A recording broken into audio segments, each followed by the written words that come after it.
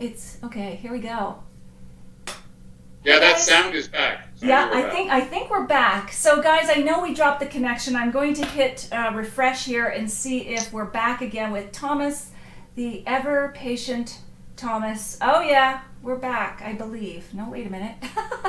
Sorry for all this tech trouble, but that's the internet for you. Let me just see if we're here. Yes, we are here. Okay, so we're back, and two people are already on board here. Sorry about that. Those were the Facebook gods just cutting off the broadcast, so you never know when that's going to happen. But I wanted to not just end it there because, oh, Thomas, you were on a roll, man. I don't know Yeah. if you can just like rewind, but so we lost the last 5 minutes. Thomas and I had kept going, and he was wonderfully explaining these things to me. But I'm just hitting refresh again just to make sure that y'all can hear us. Okay, it's okay. Lisa's back. Great.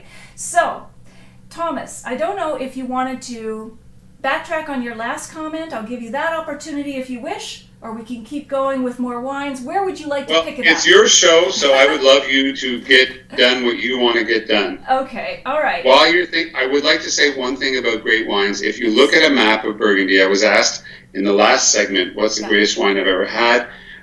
Someday, look at a map of Burgundy. So the reds of the Côte de Nuit, and we could talk about the whites of the Côte de Beaune, and I have a white wine here, but Yeah. just for now, here's a really fun thing I learned from living there and being there. Okay.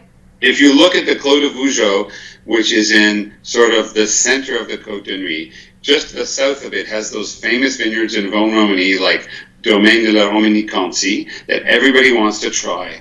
Those wines are so big and so impossibly, they have so much extract and energy.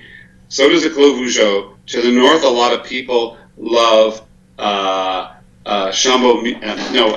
Chambertin with Le Chambertin and all those great Grand Crus, okay? Yeah. But right above the Clos Vougeot is a vineyard from Chambon-Musigny called Le Musigny, and that is so expensive now. It used to be $100, now I think it's $600.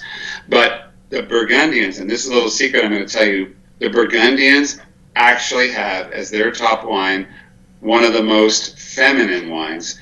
And why that is it's like women of today who are allowed to express themselves as opposed to a century ago. Strength can be in a small frame. Strength can be in, wild eyes I like that. and ideas. You know what I mean? Strength And in a that's what small Chambon frame. Musigny is. I've never made Chambon Musigny. I'd love to make it someday.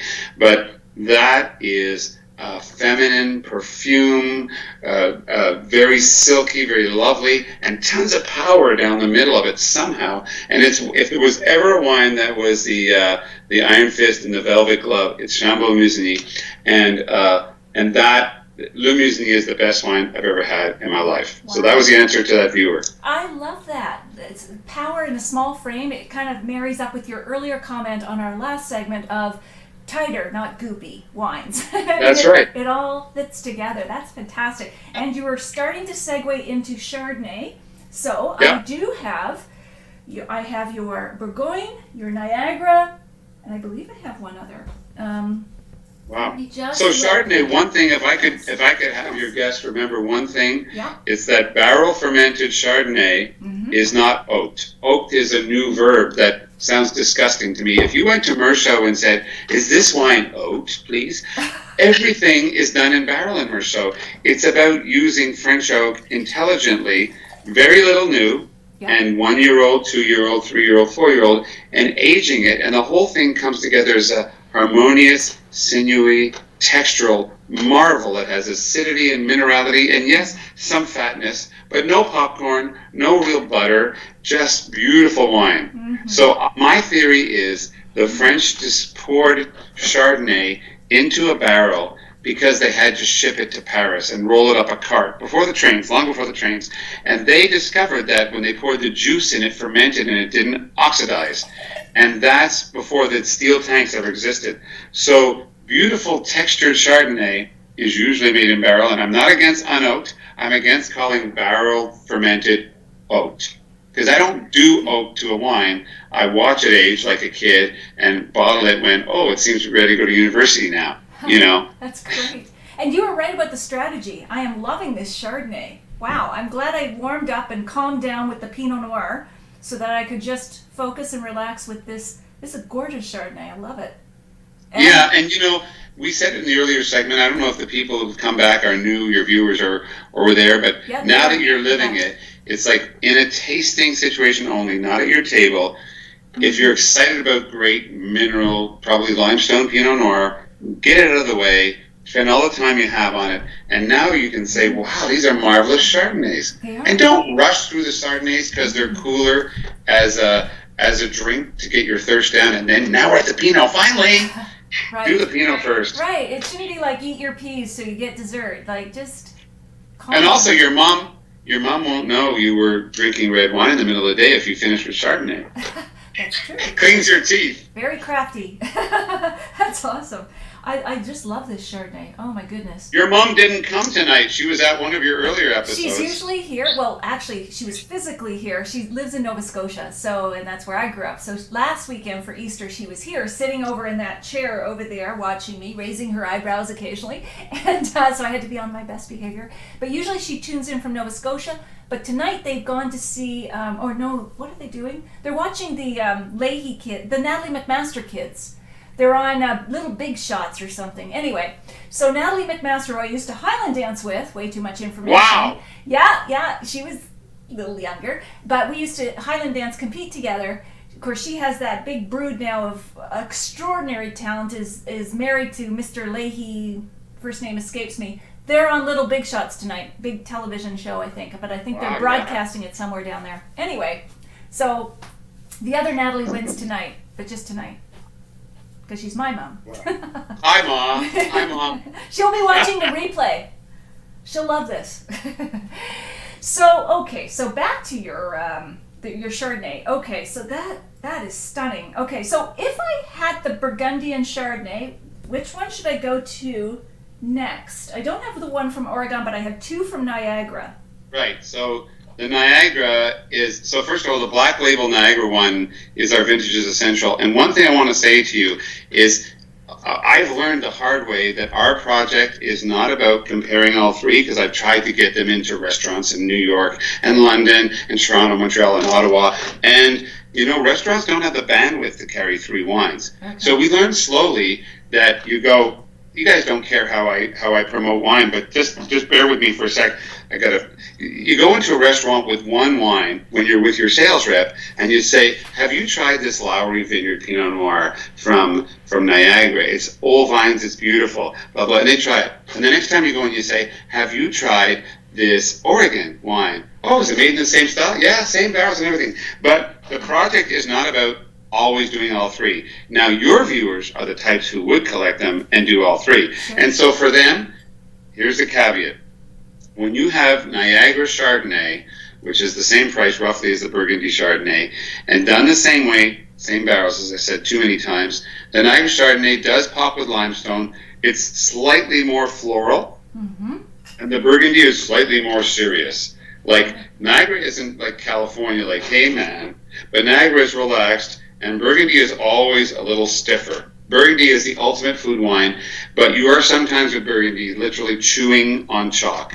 And most people find that a little hard, but once you get into white Burgundy, you just can't go back. Yeah. But Niagara has a lot of that. Norman Hardy's wines, and people like Kente, and people like Dan Sullivan at Roseville. Yeah, all those great places in Prince Edward County are making those chalky Chardonnays that people who don't like the county go, oh, there's no fruit. And people who get it and let it get inside them like the austerity of that and the foodiness of that, right? Let it get inside you. I like that. I like the expressions. All right. So the single vineyard you had there, is that the Wismer? No, the white label one. Oh, yes. Okay, yes it is. Yeah. Yes. So the Wismer is one of our greatest terroirs, and it's obviously the Wismer family owns it, not us. We don't own anything. Okay. We're renters. We're not virtual though. We're renters.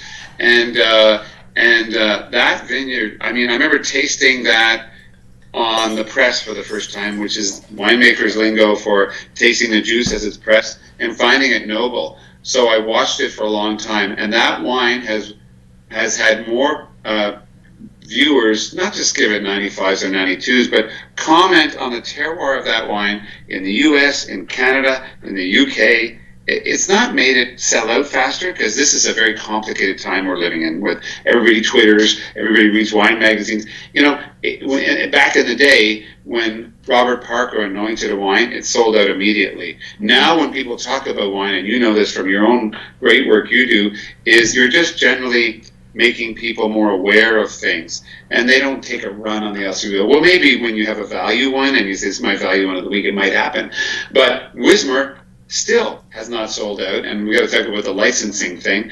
It sells every year. I do 3 or 4 or 6 barrels of it, and I take the barrels that are the most sinewy, and guess what happens when people, where's my glass? By the way, this is actually a Chardonnay glass, if you can see it. I rarely use this kind of glass. It's like a cut-off Pinot glass. It's from Riedel. I have just one that the sales rep gave me. But it's quite a nice Chardonnay glass. I think it's called the Montrachet. But when you... the Wismar vineyard has that combination of direct minerality, great with food, and full mouthful. Do you have the 12 or the 13 there? I believe I have I have the 11. Oh, cool. That was just in the classics catalog. That's beautiful. So that's the kind of thing. If I may, just one thing. This is what I was been telling you about. The cool thing in the New World. The cool thing in the Old World is getting to work with famous villages. The cool thing in the New World is discovering terroirs. So when we came out with the 11, it sold out pretty quickly. And then we noticed we had 20 cases left. So Mary, my wife, proposed it to the classics catalog in LCBO. And I'm like, it's not a classic. It's a wine that I think has classic proportions. But LCBO said, no, it's classic. Like the LCBO and the SQ have been so good to Batchelder and to Caylis. But the point I'm making is, what? A terroir that I discovered in 2010 that nobody else had single vineyarded before, they put it in the classics catalog. That is not me talking. If you're listening to my words and my sentiment, it's not me talking about Batchelder, which is an entity, or Thomas Batchelder, the person, or a wine I made. I'm talking about Niagara, Ontario terroir is becoming classic in our lifetime. We need people sensitive to that, who make sensitive wines, which is why we started the Cool Climate Chardonnay celebration, so the winemakers here would be more sensitive, so that local people would taste Kistler and David Ramey and Louis Jadot and go, well, I like them Olive Noir. I like them Olive Noir. That's what I'm buying. And it's not just out of local pride. I tried them all. Or go ahead and buy the Burgundy. Go ahead and buy the Oregon. But Niagara and Prince Edward County are right there with them. And this is what's happening. It's a sea change. I thought that my Burgundy part of the project, I thought that Oregon would be sold in the U.S. because they would taste the Burgundy and they'd go, well, I like the Oregon. But what's happened is everybody's excited by the Niagara in our project. I'm like, what? Natalie, you need to win the lotto and help me invest in a winery. Let's buy a winery here. Win the lotto. Yeah, win the lotto, and to heck with conflict of interest. Who cares? But that's spectacular. It's very Burgundian, and I mean that in a respectful way. It's still Niagara, but oh my God, these two? They look like siblings separated at birth, raised in different countries, but they come together and go, you do that too? So there you go. Very fantastic. Jason Gavreau has joined us, so now we're getting a new set of people. It's part 2, the sequel. Hillary is here. Hello, Thomas. Hillary Evans-Berg. Jason Gavreau. Hi, Natalie. Could you please have Thomas explain the difference between Chardonnay that is described as oaked versus being barrel fermented? Are they one the same? So you were getting at this, Thomas, just aging the wine in oak barrels as opposed to like applying oak flavor to a wine because it's new and all that kind of stuff. Yeah. So unoaked wine has always been something I've liked. Unoaked Chardonnay, Chablis is that, but as you know, Natalie, the Grand Crus of Chablis are barrel fermented. A wine has to be pretty rich to barrel fermented, but barrel fermenting is not just aging. The juice, the sticky juice, goes in the barrel and it transforms in the barrel, and it's the oxygenation that comes through the pores of the wood between the staves, around the bunghole, and around the head of the barrel. All of that makes that reduction sauce I was talking about earlier, like when you're cooking and reducing a stock, and that makes so rich and such great texture. So that's what barrel fermentation is about. And barrel fermentation is hot. And this is something I forgot to say earlier. When you ferment in tanks, it's about 14 Celsius. When you ferment in a barrel, it's about 21 Celsius, and it blows off fruit. And you can say, wait a second, don't blow off fruit. But yes, you're blowing off the varietalness of Chardonnay and making it into something textured and indescribable. And my favorite thing, and Nadia, I know I said this to you about 6 years ago, but I love seeing a couple in a restaurant on Friday, because Friday night's the best night to go to a restaurant. You've had a long week, everybody works, women work, men work, kids work, and they go, this couple, they go to the restaurant, and they say, should we have, that Taz Robbins block, or should we have a Chardonnay from California, or should we have a Chablis? Whatever they choose, they do this, and watch this next time you go to a restaurant. They do this, and are you ready to order? Not quite yet, thanks. And they have the Chardonnay, and it's Friday at 7, and they go like this. Great Chardonnay, by the way. They go, oh. They don't say, oh, it smells like melons, and it smells like, agave and pineapple. They say, oh, it's the end of the week. Yeah. This smells so good. It's Ryan Proser of Petaluma, of that whole deal in California, in Australia, once said, and I never forgot it, Chardonnay is not a one-trick pony like Sauvignon Blanc. Not that I think Sauvignon Blanc is a one-trick pony, but it's so indescribably complex that you can't actually pin food flavors on it. It's just got that thick yet tight mineral acidic smell that makes your mouth water. Wow. And so, I think there's a reason why they put Saint Laurent and Puy Frisé and Merlot in those green bottles and with the yellow kind of capsules on the top. And when those bottles get frosted, it's the same way, you're just thirsty for Chardonnay. Good, dry, mineral Chardonnay. By the way, I want to say one thing. One of the reasons we started the I4C, if this is the floor, the Cool Climate Chardonnay Celebration, this is all the Chardonnay in the world, like all of it. And Merlot, Niagara, Oregon, sensitively made Kiwi wine or South African, all the great stuff fits into this big a band of Chardonnay. All the rest of it turns some people, off Chardonnay. But it is the world's greatest white wine. It's indisputable because there's men and women, largely men, who will not drink white wine. You can serve them Chardonnay warmer, and they can see the body, and they'll choke down a Chardonnay. The red wine lovers, right? And so that alone, people who will not drink white wine, makes Chardonnay the great grape. It's got the body of a red wine. It's served cool, but not as cool as icy Pinot Grigio. It goes great with everything from salmon. I don't have to tell you, this is your job, but I'm just saying, as I make it, when I'm making Chardonnay, I'm almost never picturing somebody on a deck. I'm picturing somebody with smoked salmon or scallops just going, oh my God, that was a killer week, and I've so forgotten it with the first sip of this wine. That's who we're making it for. Yeah. See? And we're back to emotions as opposed to analysis or grapes or whatever. Like, it's about the experience again. Yeah. Hillary Evansburg, real men drink white. Thank you, Hillary. True. Okay. So, right. Now let me just make sure. I know I'm doing this all out of sync now, but Let's do it. Okay. So, you also have Cab Franc Merlot from Calis with the Reserve de Domaine and the Grand Reserve. I didn't want to miss these because they're just sitting there beckoning. Yeah. So I don't want to forget to just talk about these at least. So that's kind of my fault for not bringing them up because I wanted to do Pinot before Chardonnay. That's all right. But I must tell you that Alain Sout is a great Bordeaux enologist who is behind Painted Rock in BC, Soyez La Rose, that was the sister project, as you know, in Vincor when I was at the Clos Jourdain. Yep. Great BC calves from out west. He's behind a lot of them. But he also consults in Niagara. Okay. And before I came to Caylus as a consultant, when I was at the Clos Jourdain, he told these guys who had a Pinot project that they should plant Merlot and Cabernet Franc. They said, no, you don't understand. We listen to our consultants, but we want a Pinot project. We're inspired by the Clos Jourdain. We bought a property, we want Pinot. He goes, you have blue soils of Pomerol here. He says, I've rarely seen that planted. And I was just a friend of these guys. I didn't want to work for them. I was going to go to Burgundy or something after the Clos Jourdain, that I thought, of course, life turned out differently. And I said to them, guys, why are you listening to a consultant tell you to do something you don't want to do? And he said, because he's from Bordeaux, and he says it with such force. And I said, well, that's because he likes it more than Pinot. Guess how wrong I was.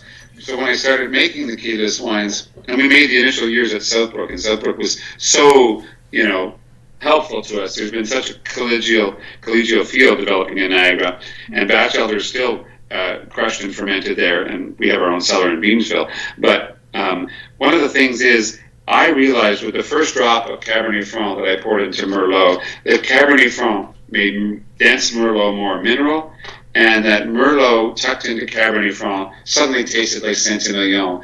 There's no Cabernet Sauvignon, but we can do right bank Bordeaux. The Bordeauxs that are informed by Cabernet Franc and Merlot, and Alain Soult was right. And he did it. He made the guys from Caylis do something they didn't want to do, because the land was appropriate to it, and I salute Alain Soult for that. And Painted Rock and Espresso Rose may be more famous than Caylis, but Caylis has amazing Merlot and Cabernet Franc terroirs. And the thing, and I've seen you write this before, I can't paraphrase, but I must say that a little bit of bell pepper in Cabernet Franc is distinctive and okay. People shouldn't shy away from it. Mm-hmm. They should celebrate it. Much like you've had some Kiwi Sauvignon Blancs and you say, okay, that's too much Capis on a gooseberry bush. But it's like in Sancerre, you want some of it. It shouldn't define the wine, but we're not trying to get away from it, right? And so these are dense wines that are still pretty light on their feet. The Lincoln Lake Shore and the Creek Shores in north of Jordan. Remember, the lake is north of us. Lake Ontario. The flats, as we call them, they're not flat, they're slightly tilted, in Niagara are to be watched for single vineyards coming in the future from everybody. Wow. Because there's more land in Niagara. It's going to go under vine. That's fantastic. This is amazing. Like, wow. This takes me right back to Figeac and all kinds of, oh my God, that's fantastic. Merlot, Cabernet Franc. Oh wow, and no Cabernet Sauvignon. So the problem with this is, yeah, it's more like the Saint-Emilion Pomerol Fronsac ideal, but you can't say those things on a label. You can't say Meritage, because that's a dead expression now. I mean, apparently it's officially dead, really? Right? I didn't know that. But then so what are you going to call it? Yeah. Right. That's why people are calling their red wines from Merlot and Cabernet Franc things like the Poet or the this. They're proprietary names. Yeah. Yeah. Okay. One thing about organics, because it's Earth Day and I want to honor Earth Day, and as the sun starts to set and you see me, I'm getting it in my face. I don't quite know how to move, but I got to just say that I've always wanted to do organics. Do organics make things taste better? I've never been sure about that. But one thing for sure, it's not just about not tasting pesticides in wines.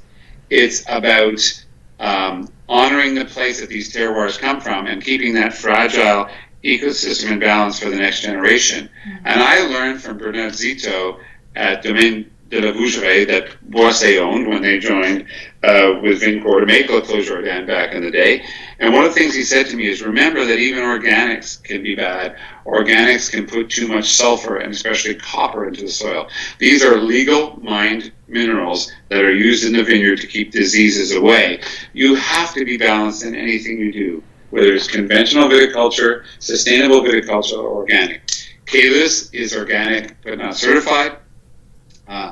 Batch elders, a buyer of grapes, because we're between two of the world's biggest lakes, Lake Ontario and Lake Erie. There's a lot of mold, there's a lot of humidity, and not a lot of growers are growing organically to sell. People who grow organically use it in their own wines, like Taz, like Hidden Bench, like Caylis. So I find what I can organically. My Saunders vineyard is organic. In Oregon and Burgundy, it's easier to find. But I think for right now, to take a balanced approach, because I am a Libra, so I should take a balanced approach, I would say, look, Canada's coming of age. I want Ontario to be organic. It's a hard place to be organic, perhaps with a few more organic advances in technology. It'll be more possible here. But just remember, right, when they're having hurricanes in Mississippi and Louisiana, we're getting the tail end of those rains at harvest here in Niagara. So it's a cool climate region. There's a thin screen grape, the Pinot Noir, and not every grower that I buy from wants to be organic. They're great terroirs. let's just hope we can get more and more organic. And as soon as they're organic, I'll buy them. And like I said, I get Saunders and Pinot Noir and Chardonnay. But it'll happen. But mostly organic people in Niagara are growing it themselves. Right. Wow. Because they make the transformation profit margin where the grower just gets the same price for being organic or not. So it's a thing. But it is what it is. There's a straight talk. Is what it is. It's a good way to finish the somewhereness and the being and the we are where we are, and it is what it is. And Chris Berg says, "Hi Thomas, I miss you all." There's many people piling in here tonight, and we're having like part 2 here, but we've kept you here for an hour and a half. So I had intentions, yes, Thomas.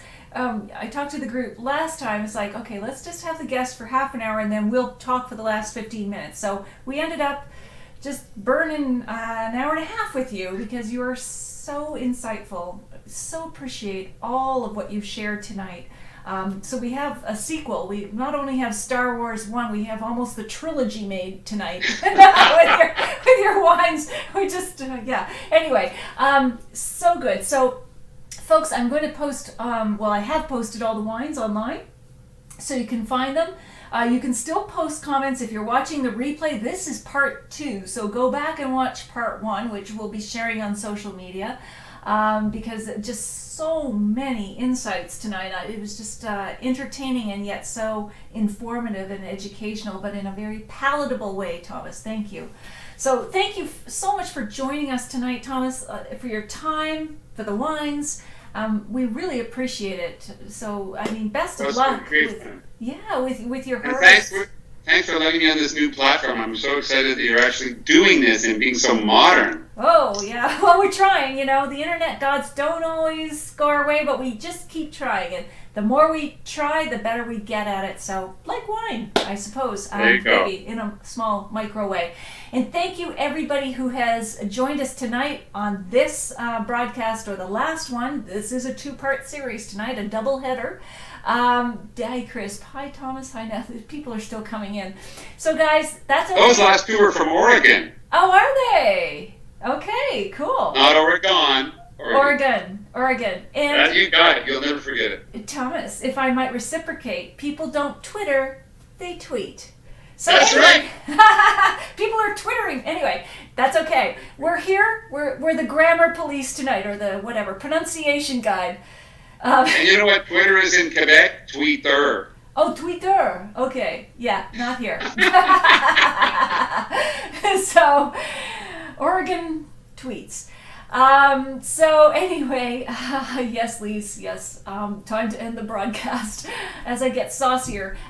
Okay, so anyway, guys, continue to comment. And if you're watching the replay of this one or part 1, you can still comment below. We'll jump in, answer your questions. Next week, I am driving my son back to Waterloo for engineering because he's on that rotation with work terms. So next week, I will be dark, so to speak, but we will be back the following week, because the following week, I think we're prepping for Mother's Day. So I will let you know our guests soon for that, because I've got someone lined up. I just want to work out the details. So please do come back. Last week's, if you missed it, was Food Network's celebrity chef Massimo Capra. So get that, Italian wine and food pairings. This has been one of my favorite chats to date. Thomas, you're a rock star. Thank you so much. Oh, thanks. So are you. You're wonderful. Have a good night. Have a good supper. All right, guys. Time to eat and drink. Cheers. Take care. Bye, Thomas. Bye, folks. Take care. See you next time.